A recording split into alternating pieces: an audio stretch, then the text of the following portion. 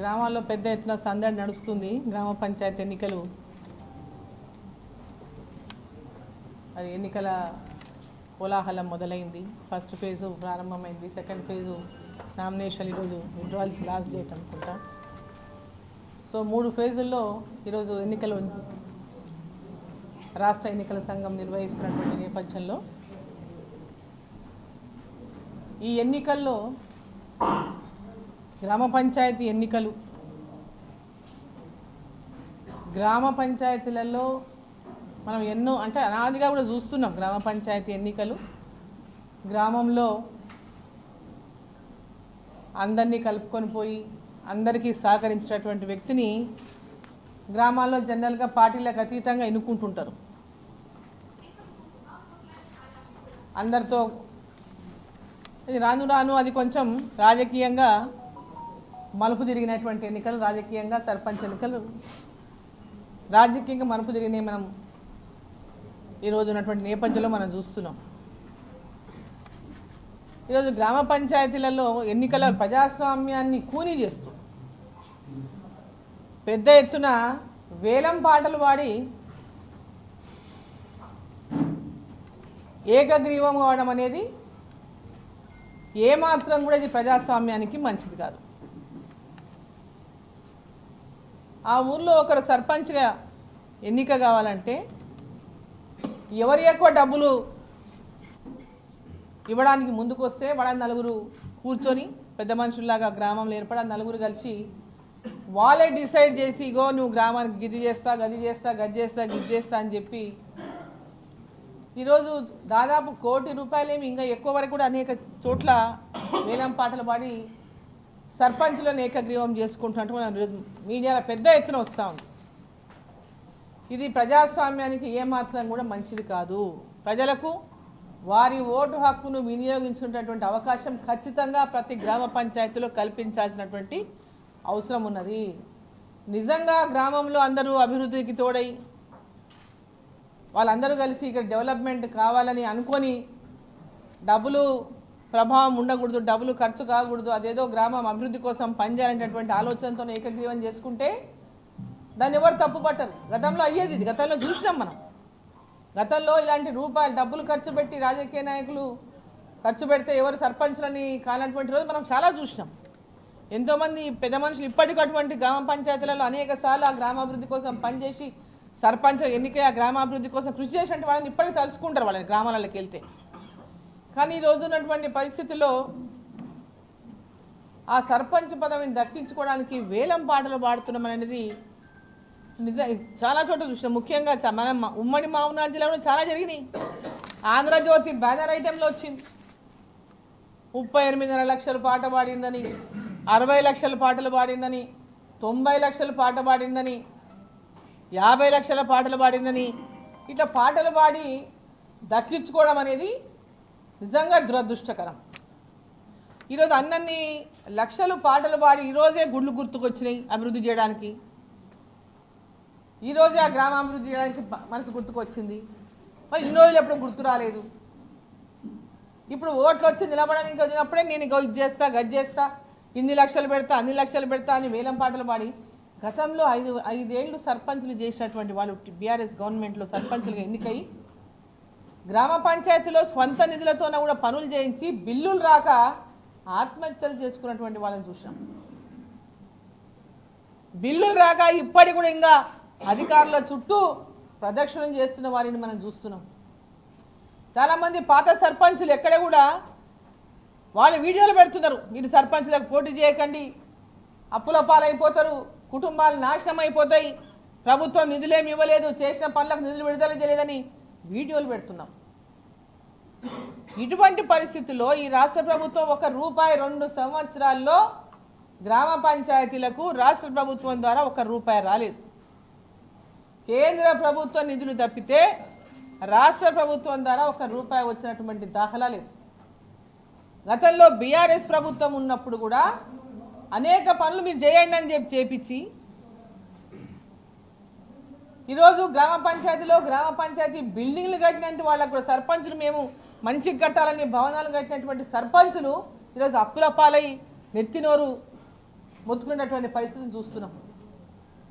మేము ఎవరికి చెప్పుకోవాలి, మా బిల్లులు ఎవరు ఇస్తారు, మేము బ్రహ్మాండంగా ఉండాలని మేము గ్రామ పంచాయతీ కట్టించినాము, మేము ఇస్తాం బిల్లులు అంటే కట్టించినాం, ఈరోజు బిల్లులు ఇస్తలేరు, మమ్మల్ని ఎవరు అడుగుతలేరు, మా పరిస్థితి ఏదని మాట్లాడుతున్నారు. మరి ఇటువంటి పరిస్థితుల్లో అన్నన్ని లక్షలు పెట్టి వాళ్ళు పాటలు పాడుతున్నారంటే రేపొద్దున ఆ గ్రామ పంచాయతీలో వీళ్ళు పని చేస్తారా, పెట్టిన పెట్టుబడిని వసూలు చేయడానికి ఏం చేయాలంటేటువంటి విధంగా కూడా ఆలోచన చేస్తారా? ఇది కూడా మనం ఆలోచన చేయాల్సినటువంటి అవసరం ఉన్నది. రాష్ట్ర ప్రభుత్వం ఇమ్మీడియట్గా నేను మాట్లాడిన కొంత అధికారులతో ఎవరైనా కంప్లైంట్ ఇస్తే కంప్లైంట్ కాదు సుమోటోగా తీసుకోవాలి. ఊరంతా చెప్తుంది అంటే అధికారులు పోతే చెప్తలేరు. ఎందుకు చెప్తారంటే భయం. అధికారులకు చెప్పడానికి ఆ ఊర్లో వాళ్ళు భయం పెడుతున్నారు. భయంతో ఊర్లలో భయం పెట్టడం వల్ల వాళ్ళు ముందుకు వస్తారు చెప్పని. ఇక నిజమే వేలం పాట వాడిండ్రు, ఇన్ని డబ్బులు ఇచ్చిండ్రు. మనకు తెలియదా ఊర్లలో వేలం పాట వాడిందని? పోలీసు వాళ్ళకి తెలియదా? రెవెన్యూ వాళ్ళకి తెలియదా? పంచాయత్ సెక్రటరీలే తెలియదా? రెవెన్యూ అధికారులే తెలియదా? అందరికీ తెలుసు. కాగితం రిటర్న్ కాగితం కావాలా? పత్రికలలో వచ్చినాయి కదా వార్తలు. దాన్ని సుమోటోగా ఎందుకు స్వీకరించడం లేదు? దాంట్లో వాస్తవాలే ఉన్నాయి, ఊరికేనే రాదు కదా. నిప్పులేం చేసేగా వస్తుందా? ఈరోజు ముఖ్యమంత్రి గారు అంటారు అభివృద్ధిని చూసి ఓటేయండి. ఎస్, మేము కూడా అదే మాట చెప్తున్నాం, అభివృద్ధిని చూసి ఓటేయండి. గ్రామ పంచాయతీలో అభివృద్ధి మొత్తం కూడా ఈరోజు జరుగుతున్నది అంటే కేంద్ర ప్రభుత్వం నరేంద్ర మోదీ గారి ప్రభుత్వం ద్వారా వస్తున్న నిధుల ద్వారానే ఈ రాష్ట్రంలో గ్రామ పంచాయతీలో అభివృద్ధి జరుగుతున్నది. ఇది ఘంటాపదంగా మాజీ సర్పంచ్ మొన్నటి దాకా సర్పంచ్ ఉన్న వాళ్ళు కూడా గుండె మీద చేసుకొని ప్రతి ఒక్కరు ఇదే మాట చెప్తాం. గ్రామ పంచాయతీల నిధులు మొత్తం కూడా కేంద్ర ప్రభుత్వానివే. డైరెక్ట్గా గ్రామ పంచాయతీలోకి నిధులు సర్పంచ్లకు అధికారాలు ఇచ్చి నిధులు వేసింది కూడా కేంద్ర ప్రభుత్వమే. మరి ఈరోజు అభివృద్ధిని చూసి ఓటేయమని చెప్తున్నారు. ఈరోజు డబ్బులు ఖర్చు పెట్టొద్దని చెప్తున్నారు ముఖ్యమంత్రి గారు. వాళ్ళ వల్లే వేలు లక్షలు పాటలు పాడుతున్నారు. మరి ఈరోజు అట్లా పాటలు పాడి ఎక్కడెక్కడైతే వేలం పాటలు పాడినటువంటి వాళ్ళు వేలం పాటలో ఎక్కడైతే పాడి 60 లక్షలు 90 లక్షలు కోటి రూపాయలు 80 లక్షలు ఇట్లా పాటలు పాడి గ్రామాల్లో గ్రామ పంచాయతీలకు ఎక్కడైతే ఎన్నికలు జరగకుండా యునానిమస్గా అయినటువంటి వాటి మీద నిజాయితీగా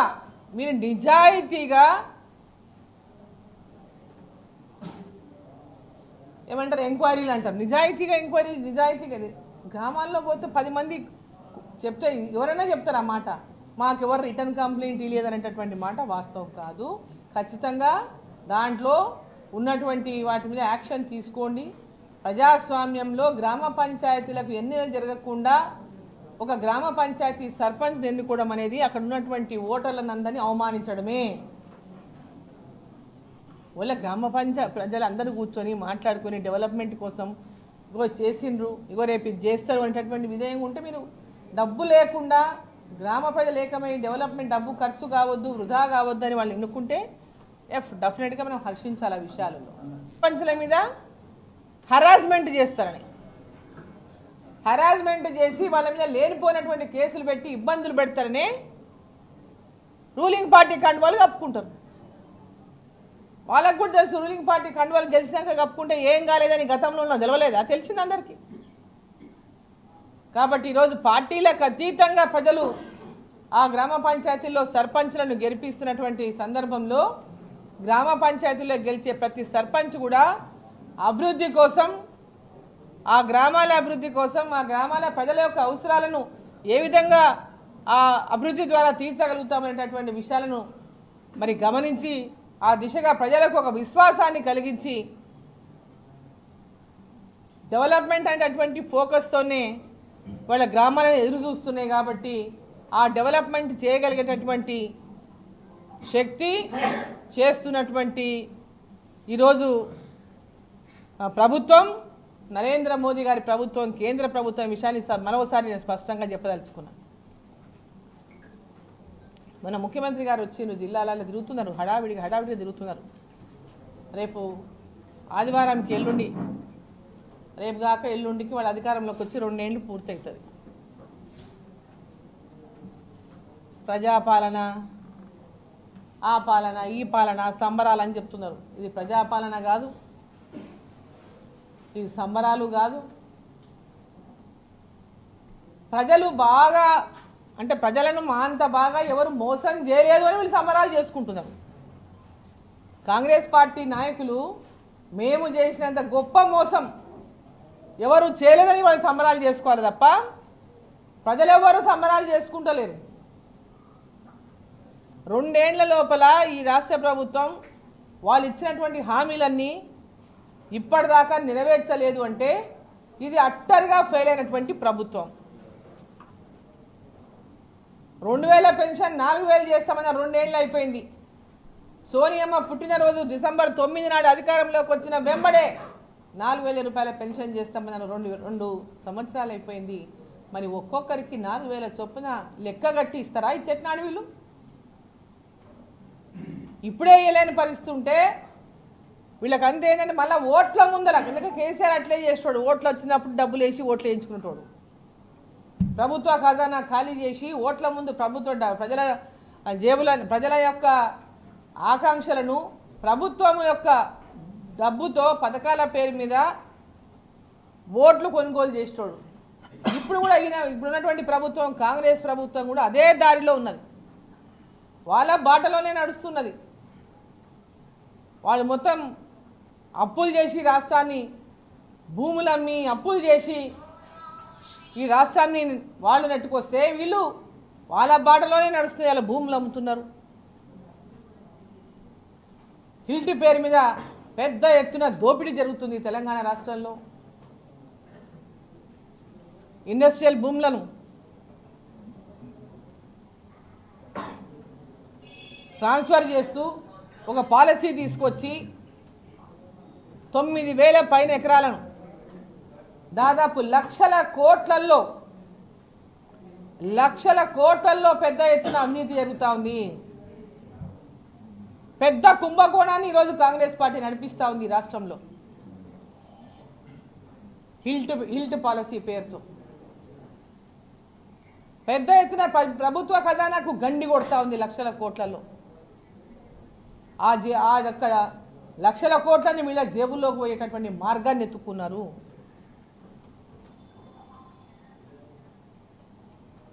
వీరు 2 ఏళ్లలో సాధించినటువంటి ప్రగతి, మేము ఇంత బ్రహ్మాండంగా చేసినాం, అంత బ్రహ్మాండంగా చేసినాం. గ్రామాలకు వచ్చి చూస్తే మీరు ఏం చేసిండో అర్థమవుతుంది. మీరు గ్రామాలకు వచ్చి ఒకసారి చూడండి ఏం చేసిండు. ఇందిరమ్మ ఇండ్లు అన్నారు, పేదోళ్ళకి ఇల్లు రాలే. కేవలం కాంగ్రెస్ పార్టీ కార్యకర్తలు, నాయకులు వాళ్ళ చుట్టూ తిరగతోళ్ళకి ఇండ్లు పెట్టుకున్నారు. పేదవాళ్ళకి ఇంకా ఇండ్లు ఇవ్వాలనేటువంటి పరిస్థితి ఉన్నది. ఒక్క ఇల్లు కూడా ఇంతవరకు ఎక్కడ పూర్తి కాలే. 2 ఏళ్లలో ఏ ఒక్క గ్రామంలో కూడా ఇందిరమ్మ ఇల్లు పూర్తి కాలే.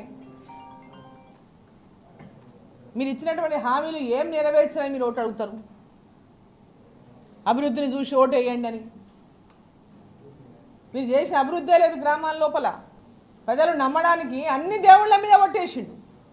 ఏడికి పోతే ఏ జిల్లాకి పోతే ఆ జిల్లాల దేవుళ్ళ మీద ఒట్టేసిండు. ఇక్కడ మనతో కురుమూర్తి స్వామి ఉంటే కురుమూర్తి స్వామి మీద ఒట్టేసే, అక్కడ యాదగిరికి పోతే యాదాద్రి మీద నరసింహస్వామి మీద ఒట్టేసే, ఇట్లా ఎక్కడ పోతే అక్కడ సమ్మక్క సారక్క అక్కడ పోతే వాళ్ళ మీద ఒట్టేసే, వరంగల్ పోతే భద్రకాళి మీద ఒట్టేసే, వేములవాడ పోతే ఒట్టేసే, అటు ఎక్కడ భద్రాద్రి పోతే ఒట్టేసే, ఎక్కడ పోతే అక్కడ దేవుళ్ళ మీద ఒట్లేసి నన్ను నమ్మండి 6 గ్యారెంటీలు నేను అమలు చేస్తా అని చెప్పి మరి ఎక్కడున్నాయి? మరి ఈరోజు అదే దేవతలను, హిందూ దేవుళ్లను, దేవతలను అవమానించే విధంగా మాట్లాడుతున్నారంటే మీకు అహంకారంతో వచ్చినటువంటి మాటలా ఇవి? పదవాహంకారం చూసుకొని వచ్చినటువంటి మాటలా? ధనహంకారాన్ని చూసుకొని వచ్చినటువంటి మాటలా? మీ పవర్ని చూపిస్తూ మాట్లాడుతున్నటువంటి మాటలా? ఇట్లాంటి తిట్టిన వాళ్ళంతా కాలగర్భంలో కలిసిపోయినరు. తిట్టిన వాళ్ళంతా తగిన శిక్షలు అనుభవించిండ్రు. మీరు జనాలు ఊర్లలోకి వెళ్ళి పొలిమేరలకి, ఇప్పుడు ఊర్లలో మన ప్రతి ఊర్లో మనము గ్రామ దేవతలు ఉంటారు. చరిత్ర సృష్టించినోడు ఇప్పుడు ఆ చరిత్రని తిరగరాయబోతున్నాడు. అబద్ధాల గోడల్ని బద్దలు కొట్టి నిజాలను రాగా మీ ముందుంచబోతున్నాడు. నిజమైన వార్తల కోసం వెంటనే డౌన్లోడ్ చేసుకోండి రా యాప్ని.